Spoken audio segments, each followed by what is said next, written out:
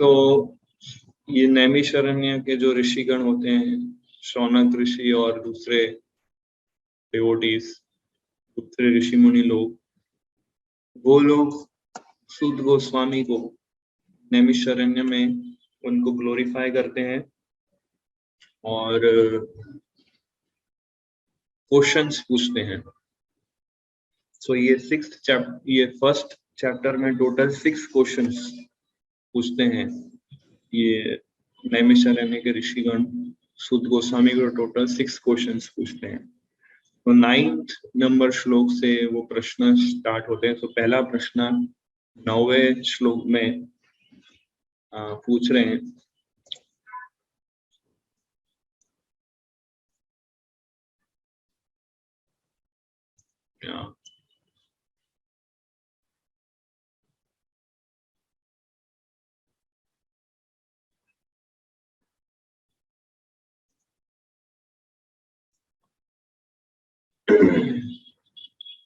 तो 9th श्लोक, तत्र तत्राज्ञ सायुष्मन् भवता यद्विनिश्चितम् पुंसाम् एकान्ततः श्रेयस् तन्न शंसितुम् अर्हसि।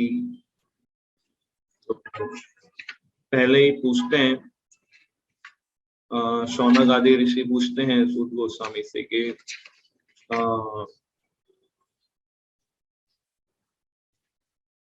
पुंसाम एकांततः श्रेयस, ये जो लाइन है ये एक्चुअली प्रश्न है उनका। पढ़िए इसका अनुवाद। हरे कृष्णा प्रभु। अतएव दीर्घायु की कृपा प्राप्त आप सरलता से समझ में आने वाली विधि से हमें समझाइए कि आपने जन साधारण के समग्र एवं परम कल्याण के लिए क्या निश्चय किया है।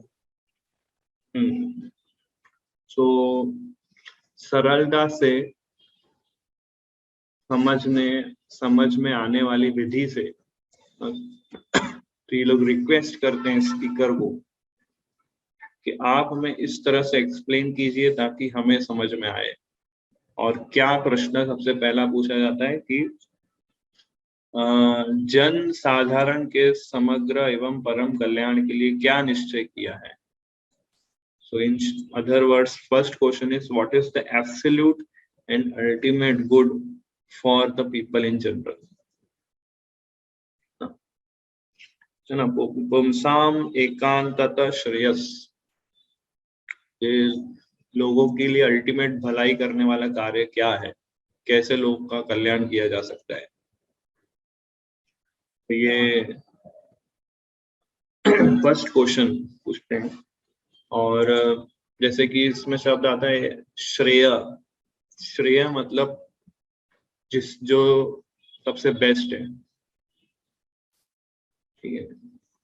और एकांतता श्रेय मतलब जो एब्सोल्यूट और अल्टीमेटली सबसे बेस्ट है वो चीज। ये प्रश्न पूछ रहे हैं ऋषिगण सूत गोस्वामी से। So what is the absolute and ultimate good for the people in general? कि अभी कलयुग स्टार्ट हो गया है, तो आप थोड़ा इस साइड।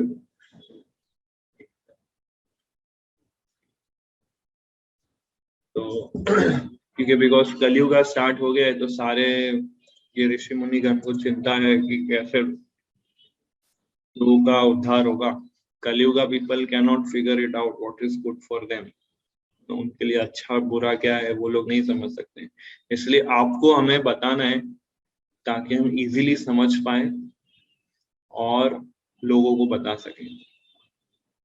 ये फर्स्ट क्वेश्चन पूछते हैं। तो नाउ तात्पर्य में प्रभुपाद एक्सप्लेन करते हैं कि आचार्य या गोस्वामी क्या होता है, कौन बताएगा। What do you mean by Goswami? Harsh Prabhu, Goswami किसको बोलेंगे? पढ़ा है आपने, अभी 2 दिन पहले डिस्कस किया था।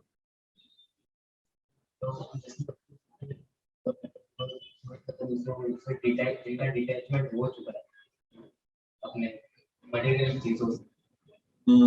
ये तो भक्त का भी डेफिनेशन है। ये तो भक्त, गोस्वामी, आचार्य, ये सब एक ही है कि अलग अलग है? तो कई लोगों ने हैंड रेस किए, सबका उत्साह देख के अच्छा लगा। एंड सो यस, अनिकेत प्रभु, गोस्वामी का डेफिनेशन। अनम्यूट करना पड़ेगा आपको, अनम्यूट। प्रभु जी वो मैं नीचे था थोड़ा इसकी वजह। तो आपको पता है कि भूल से हैंड रेस हो गया? नहीं पता है सर। बोलिए बोलिए। वो गोस्वामी की डेफिनेशन वो है जिसने अपनी इंद्रियों पे काबू कर लिया। करेक्ट करेक्ट, जिसने अपनी इंद्रियों को कंट्रोल किया है वो गोस्वामी है। उपदेशामृत के पहले श्लोक में रूप गोस्वामी इसकी डेफिनेशन देते हैं। तो एक्चुअल में गोस्वामी किस तरह से क्या सोचते हैं, परपोर्ट में प्रभुपाद बताते हैं, हाईलाइट किया है पॉइंट, पढ़ सकते हैं इसे, तात्पर्य। आचार्य तथा गोस्वामी निरंतर जन साधारण के कल्याण, विशेष रूप से उनके आध्यात्मिक कल्याण के विचारों में लीन रहते हैं। आध्यात्मिक कल्याण होने पर भौतिक कल्याण स्वतः हो जाता है। अतएव आचार्य गण सामान्य जनता को आध्यात्मिक कल्याण के लिए उपदेश देते हैं। सो ये गोस्वामी और आचार्य का कांस्टेंट मेडिटेशन क्या होता है कि जन साधारण का कल्याण कैसे हो, उनका अपलिफ्टमेंट कैसे, उनकी कॉन्शियसनेस को प्रोग्रेस, कॉन्शियसनेस को कैसे हम अपलिफ्ट कर सकते हैं, ये उनका कंटिन्यूअस मेडिटेशन होता है। सो क्योंकि हमें भी उनके फुटस्टेप्स पे चलने का इंस्ट्रक्शन शास्त्रों से मिलता है, तो हम सब डिवोटीज का भी यही कांस्टेंट मेडिटेशन होना चाहिए कि लोगों की कॉन्शियसनेस को अपलिफ्ट कैसे किया जाए। आज व्हाट्सएप, फेसबुक, सोशल मीडिया में हम मोस्टली, मुझे किस प्रकार के मैसेजेस आते हैं कि इतने लोग हिंदूज मुस्लिम में कन्वर्ट हो गए, इतने मुस्लिम लोगों ने इतने हिंदू को मार डाला, हम हिंदू लोग क्या कर रहे हैं। इस तरीके का भी सबसे ज्यादा क्या बोलते करंट्स, ये सारे थॉट्स सब चल रहे हैं सोशल मीडिया में। सभी हिंदू के माइंड को एजिटेट कर रहे हैं ताकि मुस्लिम के अगेंस्ट वो फाइट कर सकें। बट हमारे सब 6 गोस्वामी थे, रूप, सनातन, रघुनाथ भट्ट, ये सब मुगलों के टाइम पर कृष्णा कॉन्शियस प्रैक्टिस करते थे। ये लोगों ने उस समय ऐसा स्टेप नहीं लिया कि हमारे इंडिया को ये लोग क्यों ऐसे पकड़ के बैठे हैं, और ना इन लोगों ने कुछ ऐसा वेव क्रिएट किया था कि मुसलमानों को भगाना है। रादर वो लोग सिचुएशन को समझ के कई सारे मुगल एम्परर्स को उन्होंने डिवोटीज बनाया, क्योंकि उनका यही है, क्योंकि Krishna consciousness is beyond caste, creed, religion, race, nationality. तो मुस्लिम्स को भी हम प्रीच कर सकते हैं। So rather than boiling the blood, we should think in that way कि वो लोग का, उन लोग की कॉन्शियसनेस अपलिफ्ट करते हैं, क्योंकि अल्टीमेटली वो भी सोल है। But at the same point of time कुछ ऐसे लोग भी हैं जो ये आर्ग्यूमेंट करते हैं कि अगर हम इस तरह से, आप अगर आर्ग्यूमेंट करोगे तो सभी मुस्लिम्स या फिर एंटी हिंदूज या दूसरे रिलीजन के लोग हमारे कंट्री को टेक ओवर कर लेंगे, और आप जो अभी भागवतम और गीता जो पढ़ा रहे हो वो भी पढ़ाना आपका बंद हो जाएगा। तो थोड़ा प्रैक्टिकल बोलिए स्वामी जी। तो इस डिबेट का कोई एंड नहीं है एक्चुअली, बट आचार्य और गोस्वामी जनरली हमको ये सिखाते हैं कि लोगों की अपलिफ्टमेंट के लिए कैसे कार्य किया जाए। हमें किसी से ईर्ष्या द्वेष नहीं करना है, बट कंपैशनेट मूड, फॉरगिवनेस। जैसे मैंने बताया कि भक्तों का जो ब्लड ग्रुप है वो फॉरगिवनेस है। Forgiveness is the blood group of devotees. तो इसलिए ये सारे नैमिषारण्य के ऋषि लोग प्रश्न पूछ रहे हैं कि लोगों का परम कल्याण कैसे हो सकता है। सेकंड क्वेश्चन पूछते हैं ये लोग कि सारे शास्त्रों का निचोड़ क्या है, इस तरह से वो लोग सेकंड क्वेश्चन पूछते हैं। तो वो लोग ऐसा प्रश्न क्यों पूछते हैं, क्योंकि उन्हें पता है कलयुग की जो प्रजा है ये बहुत डिग्रेडेड लोग है, सब फॉलन कंडीशन सोल्स हैं, और ये सिचुएशन को वो 10वें नंबर के श्लोक में प्रेजेंट करते हैं पहले, फिर 11वें श्लोक में सेकंड क्वेश्चन आता है। तो इस तरह से सेकंड 10th श्लोका में हमारे ये ऋषिगण पूछते हैं प्रश्न।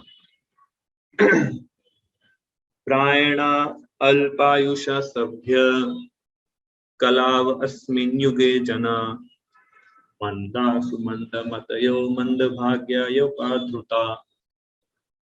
पढ़िए अनुवाद।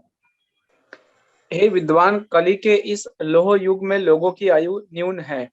वे झगड़ालू, आलसी, पथभ्रष्ट, अभागे होते हैं तथा साथ ही साथ सदैव विचलित रहते हैं।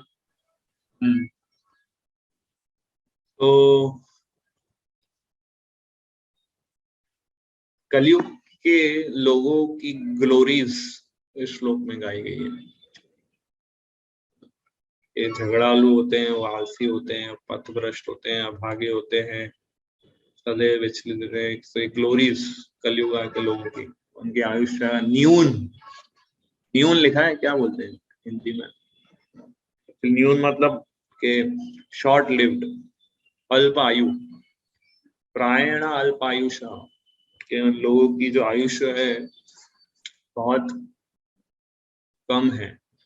पहले के समय लोग सतयुग में 1 लाख साल जीते थे, द्वापर युग में त्रेता युग में 10,000 साल जीते थे, फिर द्वापर युग में 1,000 साल जीते, कलयुग में मैक्सिमम 100 वर्ष तक लोगों का आयुष्य था है।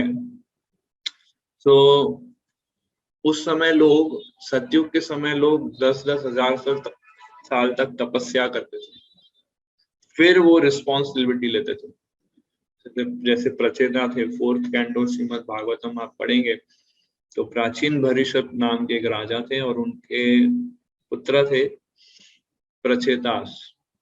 तो ये प्रचेताओं को राज्य संभालने के लिए पहले उनको ट्रेनिंग दी जाती थी, उनको तपस्या करने के लिए भेजा जाता था जंगलों में, ताकि वो अच्छे कैरेक्टर और अच्छा कॉन्शियसनेस डेवलप करें, फिर बड़ी बड़ी रिस्पॉन्सिबिलिटी में। तो ये लोग 10,000 साल तक तपस्या करते थे, तो 10,000 साल ट्रेनिंग प्रोग्राम होता था उनका। अभी के समय में 2 साल के ट्रेनिंग प्रोग्राम में लोग दिमाग जाता है, उस समय 10,000 साल सिर्फ ट्रेनिंग में चला जाता था। कुछ 60,000 साल कोई मेडिटेशन करते, क्योंकि लोगों की इतनी लंबी आयुष्य थी। सो कलयुग में ये सिम्टम है कि लोगों का आयुष्य कम हो जाएगा। चलो मान लो आयुष्य अच्छा है उनका फॉर एग्जाम्पल, पर क्या होंगे? अगला सिम्टम लिखा है कि मंदा, मतलब लेजी होंगे, बहुत आलसी होंगे, बहुत कुछ इतना एक बार बोलने में वो नहीं करेंगे कार्य, प्रोकास्टिनेट करेंगे चीजों को। सो बहुत आलसी होंगे। और चलो मान लो आलसी नहीं है, उनके पास एनर्जी, एक्टिविटी है, तो क्या है? सुमंदा, मिसगाइडेड। अगर उनके पास, उनको अगर फुर्ती है, एक्टिविटी है, पर उनको अच्छा गाइडेंस नहीं मिलेगा। तो अगर कुछ करना होगा तो प्रॉपर गाइडेंस नहीं मिलेगा, उनको प्रॉपर लीडर नहीं मिलेगा जो उनको सही दिशा में ले जाए। और इन केस उनका आयुष्य अच्छा है, वो एक्टिव है, उनको अच्छा लीडर मिल गया, पर नेक्स्ट फिर लिखा है मंद भाग्य, कि उनका भाग्य उनका साथ नहीं देगा। उनको इम्पिटेंस नहीं होगा कुछ अच्छा करने का। वो लोग मतलब हियरिंग, रीडिंग, चैंटिंग करना है, उन्हें पता है, पर वो करेंगे नहीं, क्योंकि दे आर अनलकी पीपल। वो अंदर से ऐसा होगा नहीं कि करना है, और उन्हें सब, वो आलसी भी नहीं है, वो एक्टिव भी है, उनके पास लीडर भी अच्छा है और प्रोसेस भी सही मिला है उनको, बट उनको करने की इच्छा नहीं होती। और इन केस उनका आयुष्य अच्छा है, वो एक्टिव है, उनको अच्छा लीडर गाइड मिल गया और उनको आ, उनका भाग्य भी साथ देता है, पर उपाध्रुता, उपाध्रुता मतलब डिस्टर्ब रहेंगे, डिस्ट्रैक्शन रहेगा उनके जीवन में बहुत सारा, साधना प्रोसेस प्रैक्टिस करेंगे बट एक्सटर्नल वर्ल्ड के बहुत डिस्ट्रैक्शन से वो डिस्टर्ब रहेंगे। जैसे आप लोग जूम क्लास ये लोग अटेंड कर रहे हो, बीच में इतने सारे आपको व्हाट्सएप नोटिफिकेशन और फेसबुक नोटिफिकेशन आएंगे, फिर जूम को आप मिनिमाइज करोगे, तब तक मेरा वॉइस से ये लेक्चर चलता रहेगा, आप तब तक इंस्टाग्राम की दुनिया में घूम के आओगे, कुछ व्हाट्सएप की दुनिया में घूम के आओगे ना। कुछ लोग होंगे ऐसे और सुन रहे होंगे तो जूम पर आ जाइए आप। तो ये सारे डिस्ट्रैक्शंस है, कलयुग का प्रजा के ये सिम्टम्स है, और ये लोग सही बोल रहे हैं कि इस तरह से कलयुग के ये लोगों के सिम्टम्स होंगे। इसलिए फिर 11वें श्लोक में पूछते हैं कि इन लोगों से हम एक्सपेक्ट नहीं कर सकते कि ये लोग सब शास्त्र पढ़ेंगे और इनका एडवांसमेंट होगा, इसलिए आप निचोड़ बता दो शास्त्र का क्या है, बस वो पढ़ेंगे उनका उद्धार हो जाएगा। सो परपोर्ट में प्रभुपाद बहुत अच्छे अच्छे पॉइंट्स बताते हैं।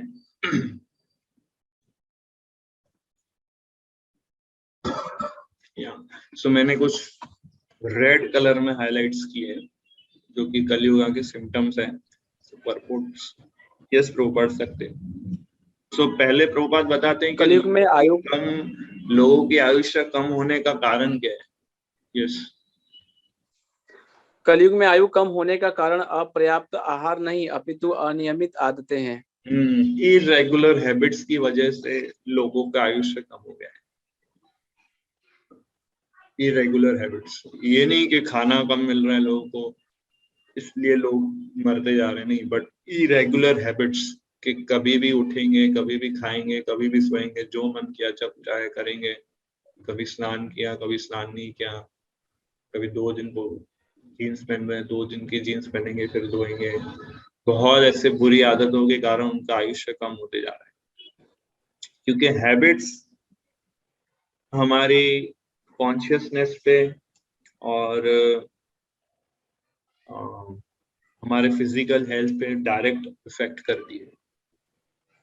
तो इरेगुलर हैबिट्स हमारी कॉन्शियसनेस और हमारी फिजिकल हेल्थ दोनों को डिस्टर्ब कर देती है, इससे उन लोग का आयुष्य कम हो जाता है।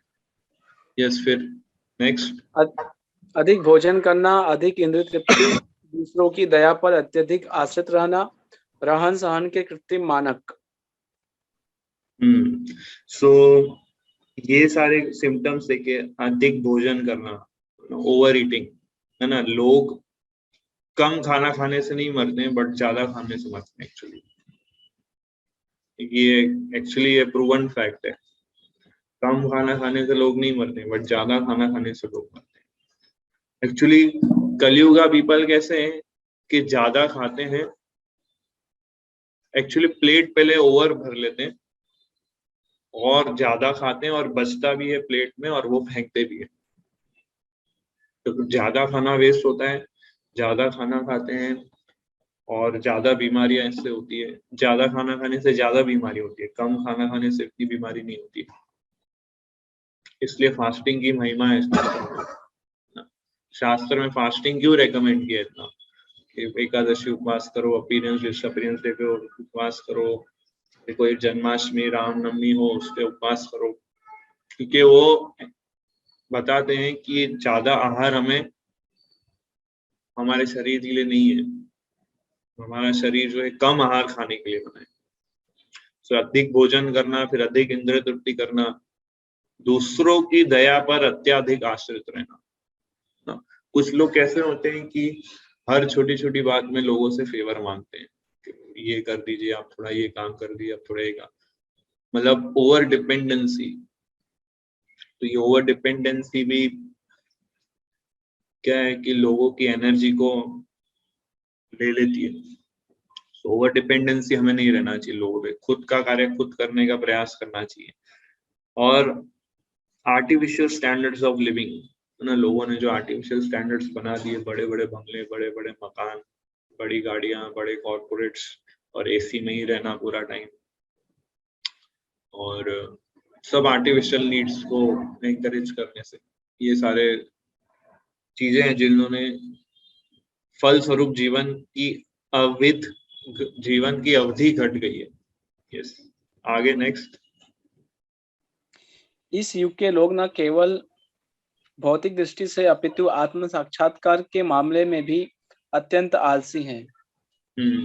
सो किंतु सेल्फ रियलाइजेशन में भी ये लोग बहुत लेजी हैं, मतलब स्पिरिचुअलिटी में भी ये लोग आलसी है। यस, फिर किंतु भ्रष्ट शिक्षा पद्धति के कारण लोगों में आत्म साक्षात्कार की इच्छा ही नहीं उठती। यदि वे इसके विषय में जानते भी हैं तो दुर्भाग्यवश वे पथभ्रष्ट शिक्षकों के शिकार बन जाते हैं। सो हमारा एजुकेशन सिस्टम बहुत खराब है, इसलिए आज ये डिफरेंस क्रिएट हो गया है अमॉन्ग रिलीजन के, ये हिंदू है, ये मुस्लिम है। सो ये एक पॉलिटिकल रीजन भी है और कलयुगा का सिम्टम भी है कि लोगों के बीच में डिफरेंस क्रिएट किए करे रखो, हिंदूस और मुस्लिम्स के बीच में झगड़ा करके रखो। इस तरह से ये बहुत कॉम्प्लिकेटेड चीज हो गई है। भ्रष्ट शिक्षा पद्धति के कारण लोगों के अंदर स्पिरिचुअल प्रैक्टिस करने की इच्छा ही नहीं होती है। प्रभुपाद पूरा ब्लेम किसको दे रहे हैं? एजुकेशन सिस्टम के ऊपर। तो करप्टेड एजुकेशन सिस्टम हो गया पूरा। सो सबसे पहले फिलॉसफी के अंदर करप्शन आता है, फिर रिलीजन के अंदर करप्शन आता है, और वहां से फिर एजुकेशन के अंदर करप्शन आता है। फिलॉसफी के अंदर करप्शन मतलब समझते ना आपके, जो शास्त्र में बताया है उसको तोड़ मरोड़ के या अपनी इच्छा जो उसको अच्छा लगे उसको फॉलो करके या अपना स्पेकुलेशन डाल के प्रेजेंट करना, उसकी वजह से क्या रिलीजन में करप्शन आ जाता है, रिलीजियस स्टैंडर्ड्स बदल जाते हैं लोगों के, और उस वजह से एजुकेशन में करप्शन आ गया। जैसे फॉर एग्जांपल मुस्लिम्स में आज यही हो रहा है, उन्होंने अपनी फिलॉसफी में ही करप्शन ला दिया कि मारोगे तो लोग स्वर्ग में जाएंगे। तो वहां से क्या उन्होंने अपने रिलीजन, पहले तो फिलॉसफी में करप्शन डाल दिया उन्होंने, फिर रिलीजन में करप्शन आ गया, सबको मारना ही धर्म है, और फिर एजुकेशन में करप्शन ला दिया, सबको यही सिखाओ, टेररिज्म के क्लासेस और टेररिज्म की ट्रेनिंग। सो सारी चीजें शुरुआत कहाँ से होती है? फिलोसॉफिकल करप्शन, वहां से रिलीजन, और वहां से फिर एजुकेशन, और वहां से फिर पूरा सोसाइटी करप्ट हो जाता है।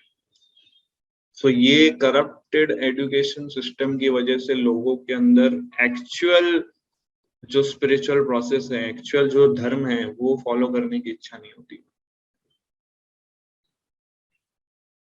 तो और अगर उन्हें जेन्युइन नॉलेज कहीं से मिल भी जाए, पर क्या होगा कि वो मिसगाइडेड टीचर्स के शिकार हो जाते हैं। लोग जो करप्टेड लोग हैं उनके शिकार हैं, अगर उनको एक्चुअल नॉलेज मिल भी जाए तो इस तरह से। सो फॉर्चुनेटली हम सब इतने फॉर्चुनेट हैं कि हमें फिलॉसफी प्योर मिली है, हमें रिलीजन प्योर मिला है, हमारे आचार्य, हमारे लीडर्स प्योर है ना, और हम लोग अच्छा pure top most philosophy discuss कर रहे हैं in this age of Kali. So we are very fortunate.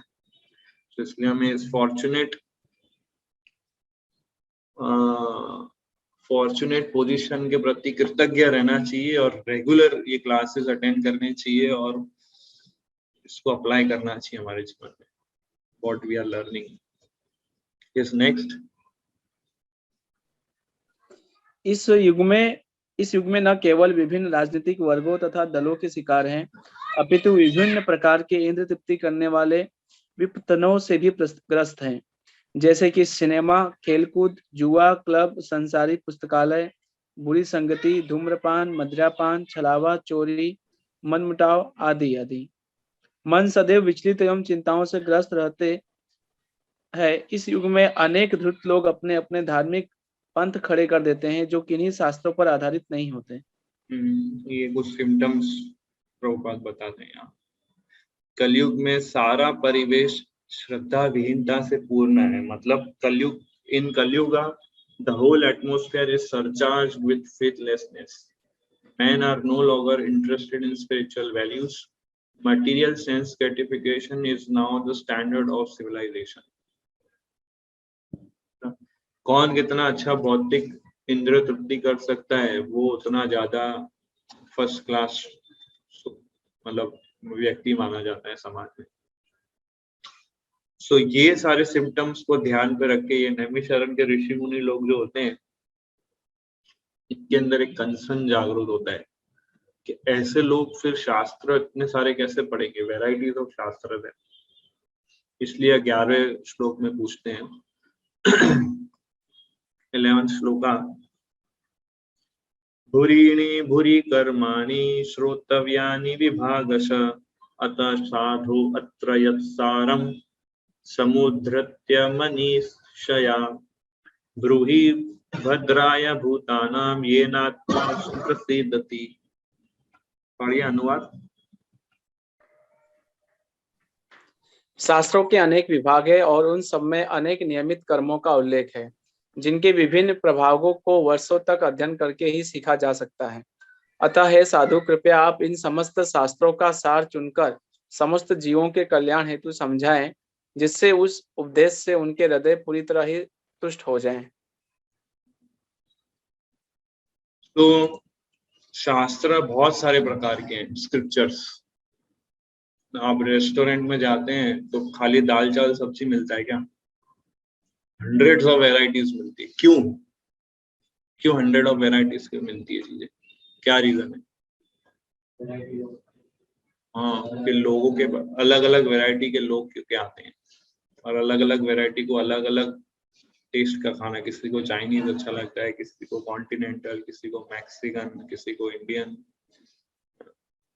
सो उसी तरह से हमारे शास्त्र भी बहुत प्रकार के हैं।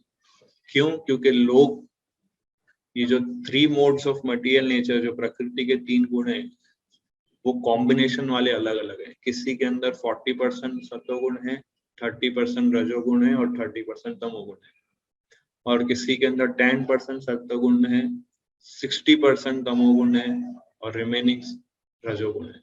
तो कॉम्बिनेशन लोगों के अंदर वेराइटीज है।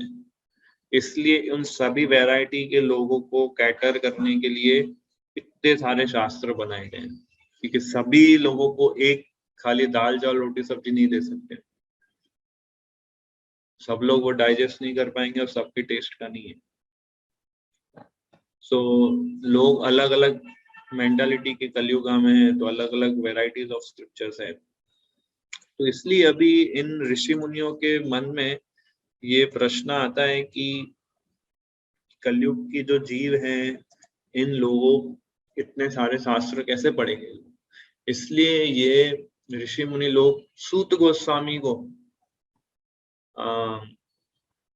अपील कर रहे हैं कि आप उन सभी शास्त्रों का हमें निचोड़ बता दो, क्योंकि ये लोग सब ये आलसी लोग हैं, ये लोग डिसगाइडेड है, झगड़ालू हैं, भाग्य साथ नहीं देगा, डिस्टर्ब रहेंगे। इसलिए एक निचोड़ बता दो, एक शॉर्टकट प्रोसेस बता दो सभी शास्त्रों का, ताकि वो ही पढ़ लें तो उनका उद्धार हो। ये इनका प्रश्न है। तो इसलिए लिखा है इन समस्त शास्त्रों का सार चुनकर समस्त जीवों के कल्याण हेतु समझाएं, जिससे उस उपदेश से उनके हृदय पूरी तरह से तुष्ट हो जाए। और ऐसा कुछ सार बताएं जिससे सुन के कलयुग के जो प्रजा है उनका हृदय संतुष्ट हो जाए, सभी वैरायटी ऑफ लोगों का हृदय संतुष्ट हो जाए। तो ये आप हमें बताएं। तो पढ़िए इसका हाईलाइट।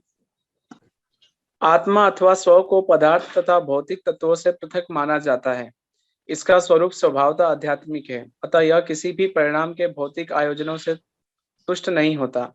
संपूर्ण शास्त्र तथा आध्यात्मिक उपदेश इसी आत्मा की तुष्टि के निमित्त है। तो आत्मा संतुष्ट हो सकती है मटेरियल प्लानिंग से नहीं, बट स्क्रिप्चर्स रीड करके। इसलिए ये लोग शास्त्रों का सार मांग रहे हैं। भौतिक संसार का सार क्या है वैसा नहीं, प्रश्न नहीं पूछ रहे हैं। What is the essence of all scriptures, क्योंकि स्क्रिप्चर्स में बताया है कि how can living entity soul के लेवल पे कैसे सेटिस्फाइड हो सकते हैं। आज हम सब लोग सोल के लेवल पे सेटिस्फाइड नहीं है, इसलिए इतने सारे झगड़े हैं और इतने सारे डिफरेंसेस हैं। तो बॉडली प्लेटफॉर्म पर ही जनरली हम लोग घूमते रहते हैं और बहुत सारे डिफरेंसेस क्रिएट कर देते हैं, बट सोल के प्लेटफॉर्म पे जब तक हम नहीं आएंगे तब तक हम लोग सेटिस्फाइड नहीं रहेंगे।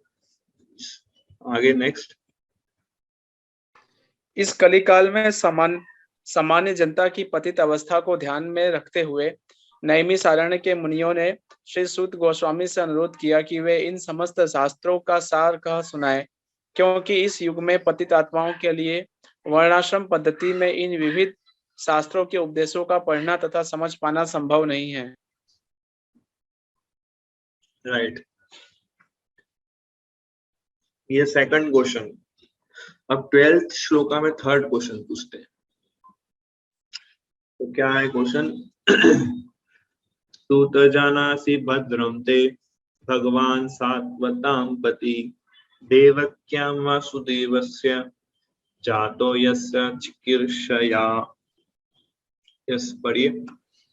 हे सूत गोस्वामी, आपका कल्याण हो। आप जानते हैं कि पूर्ण पुरुषोत्तम भगवान देवकी के गर्भ से वसुदेव के पुत्र के रूप में किस प्रयोजन से प्रकट हुए? कृष्णा वसुदेव और देवकी के पुत्र के रूप में क्यों प्रकट हुए, ये उनका तीसरा क्वेश्चन है। श्रीमद् भागवतम, जैसे कि हम जानते हैं कि श्रीमद् भागवतम में भगवान और भगवान के भक्तों का गुणगान बताया, तो इसलिए वसुदेव और देवकी शब्द यहाँ पर आता है, जो डिवोटीज है, और भगवान उनके पुत्र के रूप में क्यों प्रकट हुए, ये third question. So this question 1, what is the ultimate good for people in general.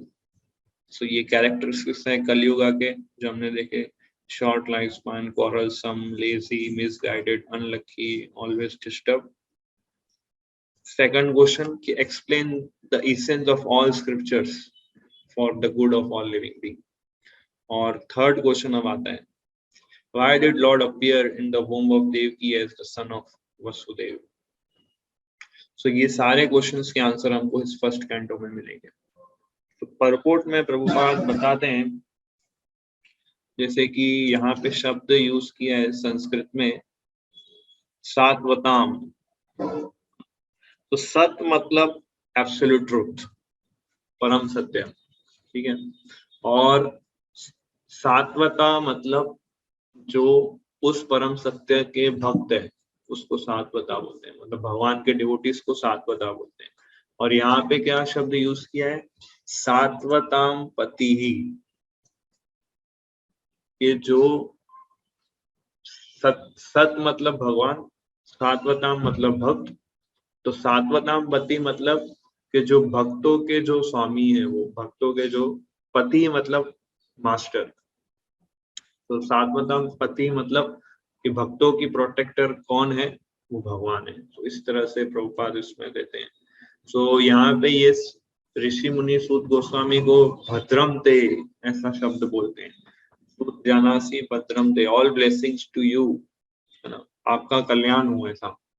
तो ये लोग बहुत एंशियस है कि आप प्लीज हमें बताइए, है ना। जैसे कि कोई क्लास शुरू हुए और क्लास शुरू होने से पहले सारी ऑडियंस स्पीकर को बोले कि आपका कल्याण हो, आप प्लीज हमें गाइड कीजिए किस तरह से हमें आगे बढ़ना है। तो स्पीकर के अंदर एक उत्साह आ जाता है, you get encouragement. So ये थर्ड क्वेश्चन उनका होता है। और 13 श्लोक में ईगरनेस को बताते हुए ये ऋषिगण बोलते हैं आगे कि तन्न शुश्रूषमानानाम अर्हसि अंगानुवर्णितुं यस्यावतारो भूतानां क्षेमाय च भवाय च। पढ़िए अनुवाद। हे सूत गोस्वामी, हम भगवान तथा उनके अवतारों के विषय में जानने के लिए उत्सुक हैं। कृपया हमें पूर्ववर्ती आचार्यों द्वारा दिए गए उपदेशों को बताइए, क्योंकि उनके वाचन, श्रवण तथा कहने सुनने दोनों से ही मनुष्य का उत्कर्ष होता है। तो जितना हम मतलब भगवान के विषय में सुनने से और उनके विषय में कहने से, दोनों करने से हमारा अपलिफ्टमेंट होता है, उत्कर्ष होता है। ये पॉइंट यहाँ पे बताया। परपोर्ट में प्रभुपाद बताते हैं कि कुछ ऐसी कंडीशंस है जिसको फुलफिल अगर हम करें, कुछ ऐसी कंडीशंस है जिसको हमें फुलफिल करनी चाहिए अगर आपको श्रीमद् भागवतम सुनना है तो। एक्चुअली ऐसी दो ही कंडीशन है इसमें, अगर आपको श्रीमद् भागवतम अगर सुनना है तो दो कंडीशंस आपको फुलफिल करनी पड़ेगी। इस चार्ट में आप देख सकते हैं, कंडीशंस फॉर हियरिंग टीके। टीके मतलब ट्रांसेंडेंटल नॉलेज। सो पढ़िए इसमें। First, Audience must be very sincere and eager to hear submissively okay, and speak. Speaker. And speaker must be in the line of disciplic succession. सो ये दो कंडीशन है अगर आपको श्रीमद् भागवतम सुनना है। सबसे पहले ऑडियंस सिंसियर और ईगर होनी चाहिए। अगर हमारे अंदर ईगरनेस नहीं है श्रीमद् भागवतम को सुनने की, तो हमें प्रॉपर रिजल्ट नहीं मिलेगा श्रवण का। हमारे लगेगा कि ये टाइम वेस्ट है और 1 घंटा आप ऑलरेडी जो दे रहे हैं यहाँ पर कीमती समय, फिर वेस्ट हो जाएगा। इसलिए ईगरनेस और सिंसियरिटी दोनों होनी चाहिए अगर आपको श्रीमद् भागवतम सुनना है। और तो सिंसियर और ईगरनेस, सिंसियरिटी और ईगरनेस। सिंसियरिटी मतलब कि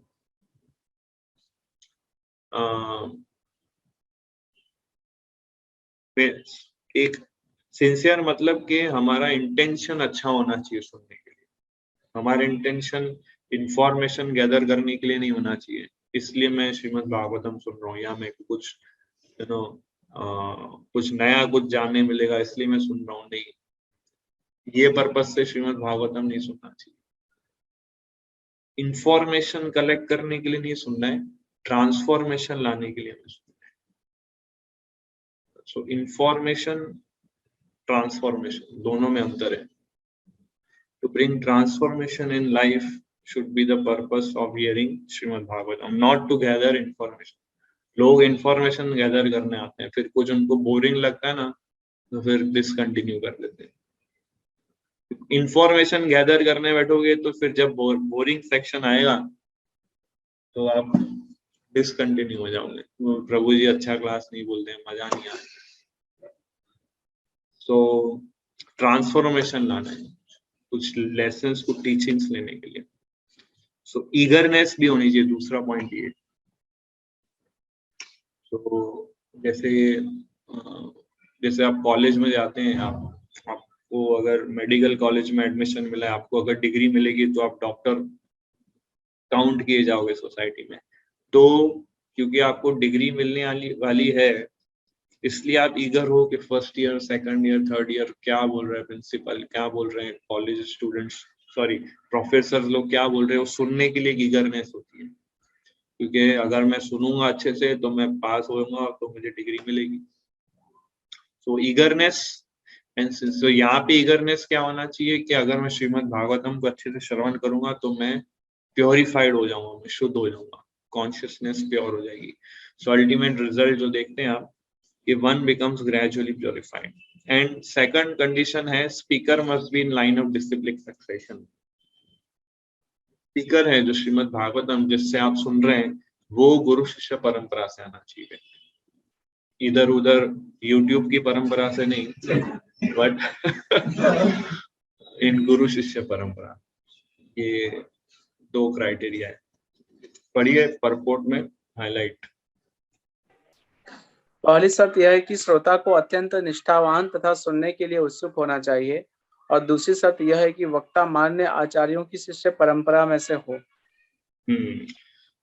नेक्स्ट, सूत गोस्वामी तथा नैमिषारण्य के ऋषि मुनि इन शर्तों को पूरा करते हैं, क्योंकि श्रील सूत गोस्वामी श्रील व्यासदेव की परंपरा के हैं और नैमिषारण्य के ऋषि मुनि निष्ठावान जीव है जो सत्य जानने के लिए लालायित हैं। अतः भगवान श्री कृष्ण के अलौकिक कार्यकलाप, उनका अवतार, उनका जन्म, आविर्भाव या तिरोधान, उनके स्वरूप, उनके नाम इत्यादि उन लोगों के जानने योग्य है जो समस्त शर्तों को पूरा करते हैं। ऐसे उपदेश अध्यात्म के पथ पर अग्रसर सभी मनुष्यों के सहायक होते हैं। सो अगर ये दो कंडीशन फुलफिल होती है तो भगवान के नाम, रूप, गुण, लीला, अवतार, ये सब चीजें हम समझ सकते हैं।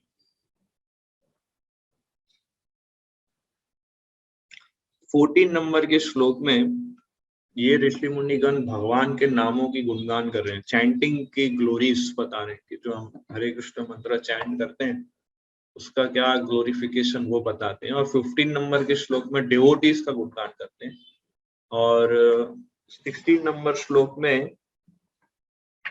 प्रोसेस का गुणगान करते हैं और फिर 17 नंबर श्लोक में फोर्थ क्वेश्चन पूछते हैं। सो 14 नंबर श्लोक होली नेम के ऊपर ग्लोरीज है। ये श्लोक याद करना चाहिए, स्पेशली जब हम चैंटिंग कर रहे हैं या चैंटिंग करने से पहले। आपन्ना समस्थितिम घोराम यन्नाम विवशो गृणम तथा सद्यो विमुच्येत यद बिभेति स्वयं भयम। यस जन्म तथा मृत्यु के जाल में उलझे हुए जीव यदि अनजाने में भी कृष्ण के पवित्र नाम का उच्चारण करते हैं तो तुरंत मुक्त हो जाते हैं, क्योंकि साक्षात भय भी इससे भयभीत रहता है। अगर हम अनजाने में भी भगवान का नाम उच्चारण कर लें भूल से भी, तो उससे भी हमें मुक्ति मिल जाती है जन्म मृत्यु के चक्कर से। इसका एग्जाम्पल है अजामिल। भूल से उसने नारायण पुकारा, भगवान को याद करके नारायण नहीं पुकारा, उसने अपने पुत्र का नाम था उसको याद करके नारायण, पर भगवान ने उसको सीरियसली ले लिया, ये तो मुझे बुला रहे हैं, तो सीरियसली ले लिया तो उसका उद्धार हो गया। श्रीमद् भागवतम में एक श्लोक आता है 6th कैंटो में,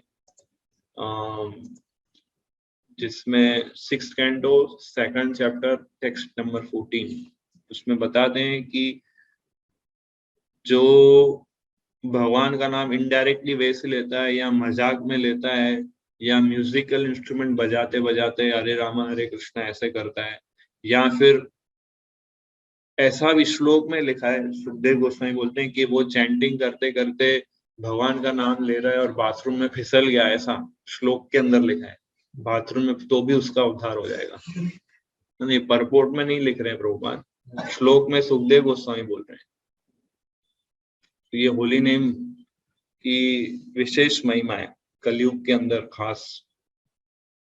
सो इसलिए यहाँ पे लिखा है कि भय भी, कलयुग इतना, ये चैंटिंग इतना पावरफुल है कि जो व्यक्ति इस भगवान का नाम लेता है वो सारे भय से मुक्त हो जाता है। स्वयं भय जो पर्सोनिफाइड फियर है वो भी भयभीत हो जाता है भगवान से। सो नारद मुनि एक बार भगवान कृष्ण को अप्रोच किए और उनको बोले कि ये आपका ये जो महामंत्र है हरे कृष्ण, इसकी महिमा क्या है, मुझे सुननी है और आपसे सुननी है, डायरेक्ट भगवान से भगवान के नाम की महिमा सुननी है। तो भगवान भी थोड़े इंटेलिजेंट थे मतलब है, तो उन्होंने बोला कि मैं कैसे एक्सप्लेन करूं, मैं सोच रहा हूँ तुम्हें रियलाइज ही करवा देता हूँ डायरेक्ट कि मेरा नाम में कितनी महिमा है। तो बोले नारद मुनि को कि तुम जाओ और ये महामंत्र, एक कीड़ा है और कीड़ा ऐसे दिखा दे उंगली से, इस जगह पे ये कीड़ा है, उसके कान में जाके इस महामंत्र का चैंटिंग करो। तो नारद मुनि जाते हैं उस कीड़े के पास और वो महामंत्र बोलते हैं तो कीड़ा तुरंत मर जाता है, शरीर छोड़ देता है वो। तो नारद मुनि भाग के भगवान के पास गए, बोले और बताया उन्होंने जो कुछ हुआ। तो भगवान बोले अच्छा ऐसा हुआ क्या, मर गया क्या? तो बोले कि ठीक है अभी तुम जाओ और ये तितली है, तितली के पास जाओ, उसके कान में बोलो ये महामंत्र। फूल पे बैठी है। तो नारद मुनि तुरंत जाते हैं, भगवान के आदेशों का पालन करते हैं, तितली के पास जाते हैं, उसके कान में महामंत्र, तो तितली भी मर जाती है।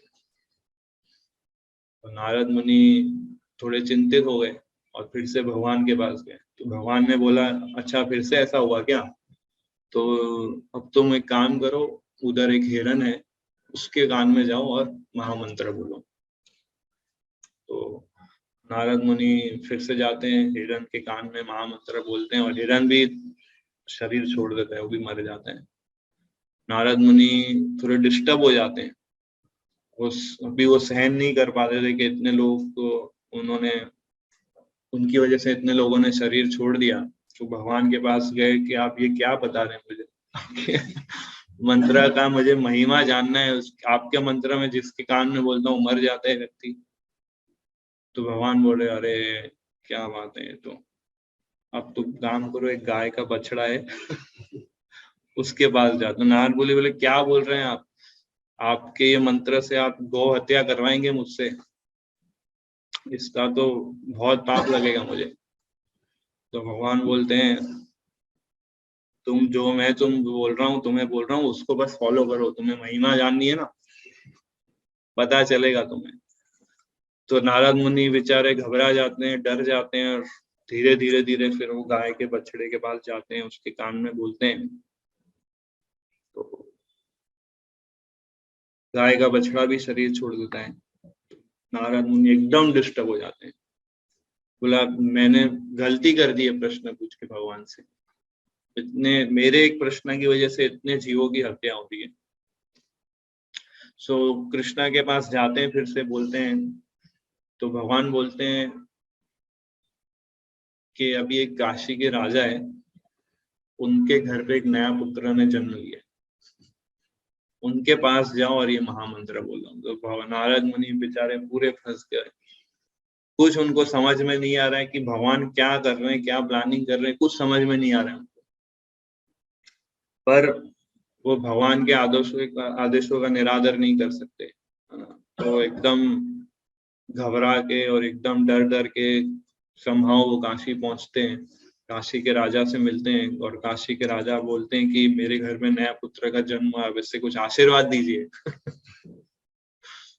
तो नारद मुनि पूरे शरीर उनका हिलने लगता है, एकदम डर जाते हैं, थोड़ा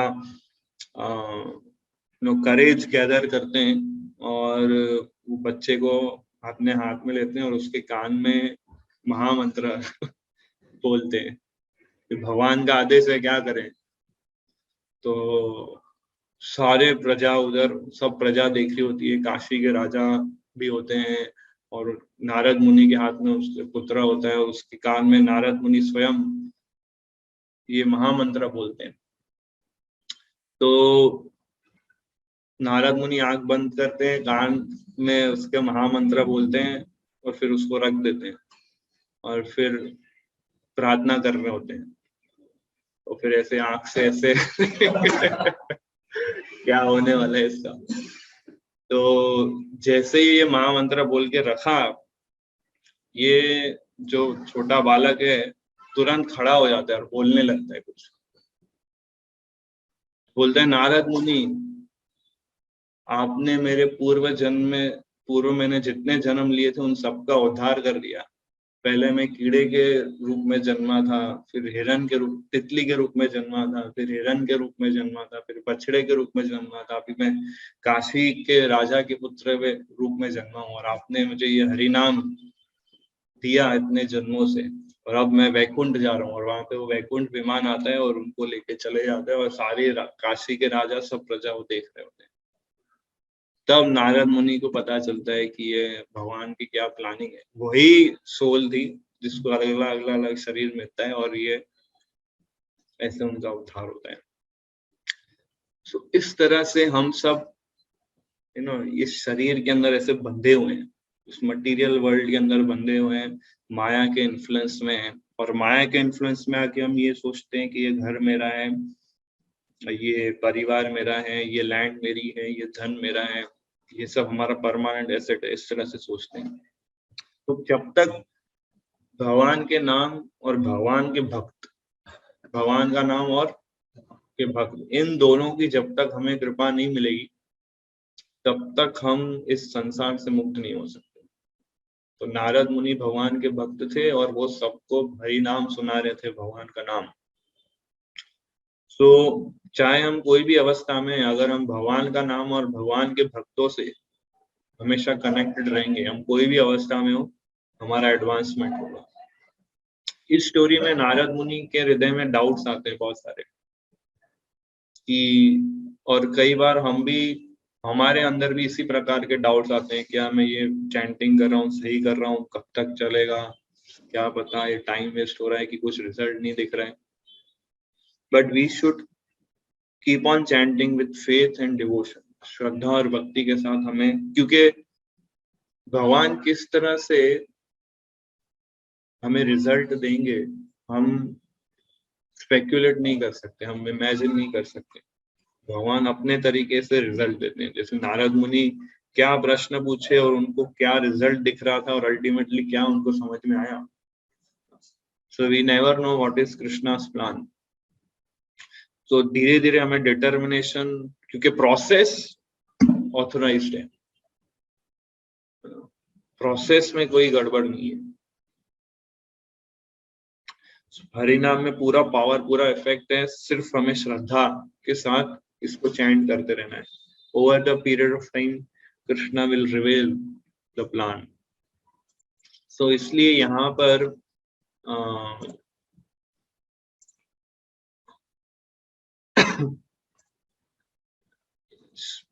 तो यहाँ पर श्लोक में इसलिए बोलते हैं कि साक्षात भय भी इससे भयभीत रहता है। किससे? हरि नाम से। स्वयं भय भी भयभीत हो जाता है। तो इसलिए हरि नाम जब हम लेते हैं, परपोर्ट में प्रभुपाद लिखते हैं, हाईलाइट पढ़िए इसको।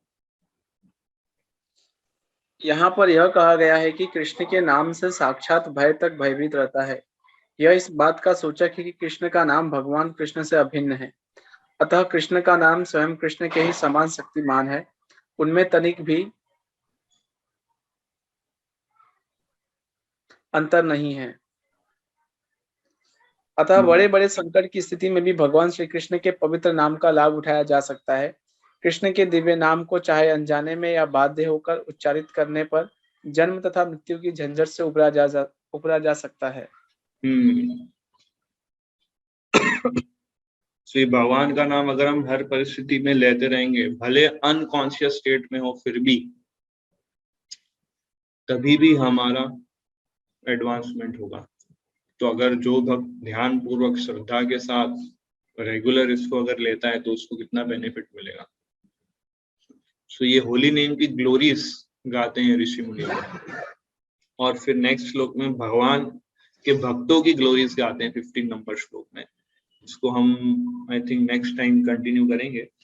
15, 16 श्लोक और देन 17 से वो 4th क्वेश्चन आते हैं। तो 3 प्रश्न पूछते हैं, अभी तक टोटल 6 प्रश्न पूछते हैं, जिसमें हमने 3 प्रश्नों का डिस्कस किया। सो कौन बताएगा 3 प्रश्न क्या क्या है? बिकॉज ये सारे क्वेश्चंस आपको याद होने चाहिए, तो ही आप आगे के चैप्टर्स को लिंक कर पाएंगे। जिससे बोलना है वो हैंड रेस कर सकते हैं कि 3 प्रश्न कौन कौन से थे। यस स्मित प्रभु।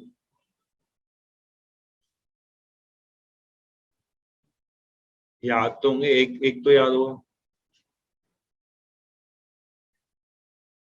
एक क्वेश्चन भी याद नहीं है क्या उन्होंने पूछा था कुछ?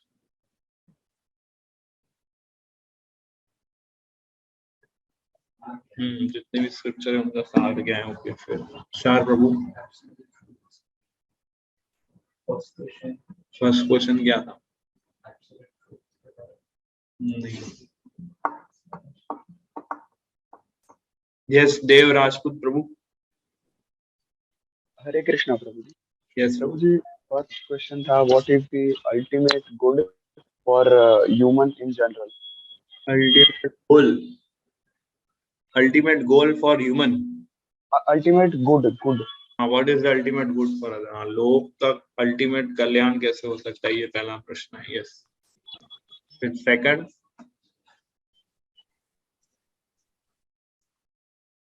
प्रभु जी सेकंड था कि कृष्ण जी का अपीयरेंस किस कारण से हुआ था, उसके रिगार्डिंग उन्होंने यस, भगवान देवकी और वसुदेव के पुत्र में क्यों जन्म लिए, या एंड थर्ड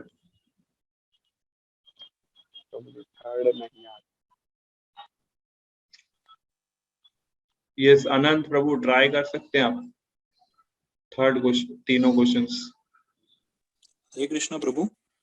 सेकंड क्वेश्चन ये था कि सारे शास्त्र जो कलयुग के जीव है वो सब जो क्वालिटीज बताए, ये क्वालिटीज इसके वजह से जो उनको बोलते हैं कि सब शास्त्रों का सार बताइए निचोड़ करके। हाँ ठीक है, शास्त्रों का सार एक पहला क्वेश्चन, फिर दूसरा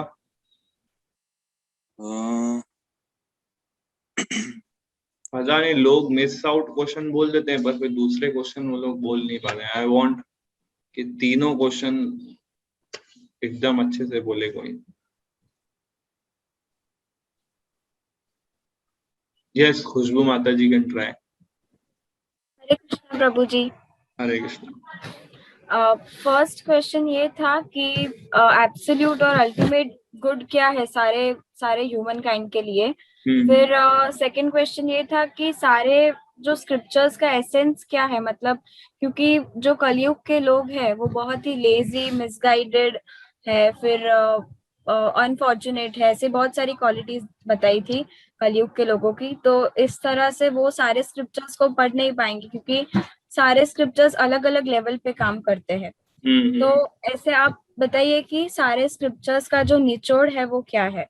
और थर्ड क्वेश्चन ये है कि कृष्णा का अपीयरेंस के बारे में, कि वो देवकी और वसुदेव के पुत्र के रूप में उन्होंने क्यों जन्म लिया। राइट, तो तीनों क्वेश्चंस कवर कर लिए। राइट, सो मुकेश प्रभु तीनों क्वेश्चन आप रिपीट कर सकते हैं, क्या थे तीन प्रश्न। हरे कृष्ण प्रभु जी। पहला प्रश्न था सुद गोस्वामी का कि आप मुझे हम लोगों को सरल भाषा में बताइए ताकि समझ में आए कि परम कल्याण क्या है कलयुग के लोगों के लिए, किस प्रकार का निश्चय किया हुआ है शास्त्रों में, तो वह चीज जो है हमें बताई जाए। फिर उसके बाद नेक्स्ट वर्ष में वो कहते हैं कि है ना, कलयुग के लोगों की जो है आयु बहुत न्यून होती है, अवधि कम होती है, वे आलसी प्रवृत्ति के होते हैं, इसलिए वे शास्त्रों का पूरा अध्ययन नहीं कर पाएंगे। तो शास्त्रों का जो सार जो है, वो निचोड़ जो है, वह आप मुझे बताएं। यह कलयुग के लोगों के लिए, मतलब संत जो होते हैं, जो उनका हृदय इतना पवित्र होता है कि वे किस प्रकार से कलयुग के लोगों के लिए यह हो, उसके बारे में बताते हैं, कल्याण हो। और तीसरा प्रश्न जो है, उन्होंने कहा कि परम पुरुषोत्तम भगवान, पूर्ण पुरुषोत्तम भगवान जो है वासुदेव के पुत्र और देवकी गर्भ से उनका जन्म लेने का, मतलब प्रकट होने का क्या प्रयोजन था। तो यह जो तीन प्रश्न जो है क्रमशः जो है इस प्रकार से बताए। यस, तो ये तीन क्वेश्चंस डिस्कस हुए। नेक्स्ट टाइम में हम लास्ट के तीन क्वेश्चन डिस्कस करेंगे। सो किसी का कोई प्रश्न है आज के सेशन को लेके तो पूछ सकते हैं। हरे कृष्ण प्रभु जी, मेरा ही प्रश्न है। यस प्रभु जी, प्रश्न दो है। एक तो आज के सेशन से लेके है, लेकिन एक जो है आपने जो प्रथम सेशन लिया था, पहला, सबसे पहला, उससे अभी एक प्रश्न मेरे मन में एक आया था। आज मैं थोड़ा सा स्टडी कर रहा था उसमें। प्रभु जी, आपने पहले सेशन में जो है ना श्रीमद् भागवतम के विषय के बारे में बताया था, 10 विषयों के बारे में। हाँ, भागवतम के 10 विषयों के बारे में बताया था। तो प्रभु जी, आज मैं कुछ नोट्स वगैरह बना रहा था, तो उसमें जो है ना मुझे एक सेकंड स्कंद का जो है सुखदेव गोस्वामी ने 10 विषयों के बारे में बताया है कि क्या क्या है। तो उसमें प्रभु जी है ना, जो उत्तय जो है, जो विषय है जो है उत्तय, वह प्रभु जी मुझे क्लियर नहीं हो पा रहा है, समझ में नहीं आ रहा है कि उत्तय का प्रयोग मतलब क्या। उति होगा, उति जी, उति मतलब संस्कृत में उति है, उति है जी। और उति मतलब पॉजिटिव और नेगेटिव दोनों। जैसे उति सब्जेक्ट 7th कैंटो में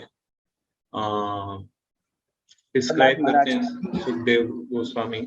तो प्रहलाद महाराज के पास पॉजिटिव डिजायर्स थी, हिरण्यकशिपु के पास नेगेटिव डिजायर्स थी। सो उति मतलब कि पॉजिटिव एनर्जी और नेगेटिव एनर्जी दोनों को अंडरस्टैंड करके कंक्लूजन निकालना। तो प्रभु जी भगवान ने जो आसुरी संपद और दैवी संपद के बारे में जो भगवत गीता के 16वें चैप्टर में बताया, क्या वही बात है क्या? हाँ, वही बात है। यस जी। और प्रभु जी एक प्रश्न इसी से रिलेटेड है। सूत गोस्वामी ने 12वें स्कंद के 7वें अध्याय में 9वें श्लोक में भी यह बात, मतलब 10 विषय के बारे में बताया है। तो उन्होंने एक जो है हेतु जो है उस वर्ड को यूज किया है। तो हेतु का मतलब क्या है प्रभु जी? विषय के मतलब दोनों में थोड़ा सा कुछ डिफरेंस है विषयों में। उसके लिए मुझे श्लोक स्टडी करना पड़ेगा। कौन सा नंबर श्लोक बोल रहे हैं आप? 12वें स्कंद का प्रभु जी 7वां अध्याय है, उसका 9वां श्लोक है।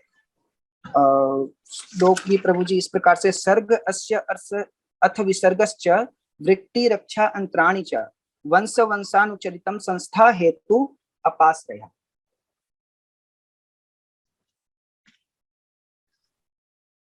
बोलिए श्लोक का नंबर बोलिए। 12वां स्कंद का 7वां अध्याय है प्रभु जी, और 9वां श्लोक है। ओके। इन्हीं 10 विषयों के बारे में सूत गोस्वामी का हाँ, यही वही सेम चीज है, रिपीट इसमें। जी प्रभु जी हेतु का मतलब इसमें परपोर्ट अगर आप पढ़ेंगे तो बताते हैं कि जीव गोस्वामी ऐसा बताते हैं कि श्रीमद् भागवतम के अंदर ऐसे 10 टॉपिक है, पर जो दूसरे पुराण है उसमें केवल 5 टॉपिक्स की चर्चा की गई है। ऐसा जीव गोस्वामी कमेंट्री परपोर्ट में आता है। तो